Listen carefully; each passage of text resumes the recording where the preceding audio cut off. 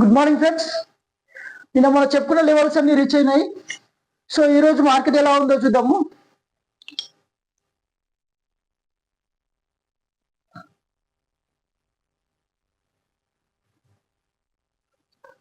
So ఈరోజు Nifty దాదాపుగా 37 points minus లో ఉంది. సో ప్రజెంట్ నిఫ్టీ వచ్చేసి 26,189 ఉంది. సో ఇప్పుడు మనం చూద్దాము లెవెల్స్. ఒకవేళ ఫస్ట్ లెవెల్ వచ్చేసి 26,150 క్రాస్ అయింది అంటే మనకు ఏవో ఉంటుంది అనుకుంటుంది. ఇది స్ట్రాంగ్ రెసిస్టెంట్ పాయింట్ 1. దాని తర్వాత 26,179 అవుతుంది. దాని తర్వాత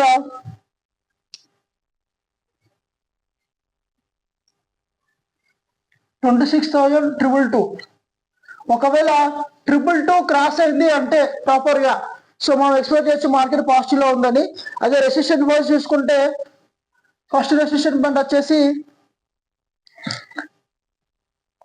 26,145.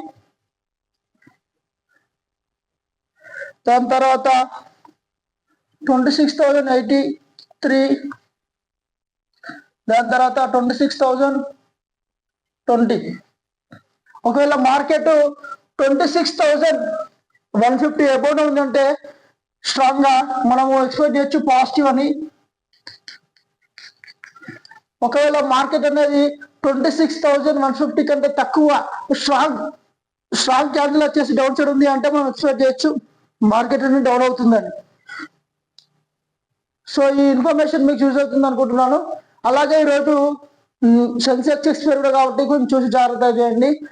Thanks friends.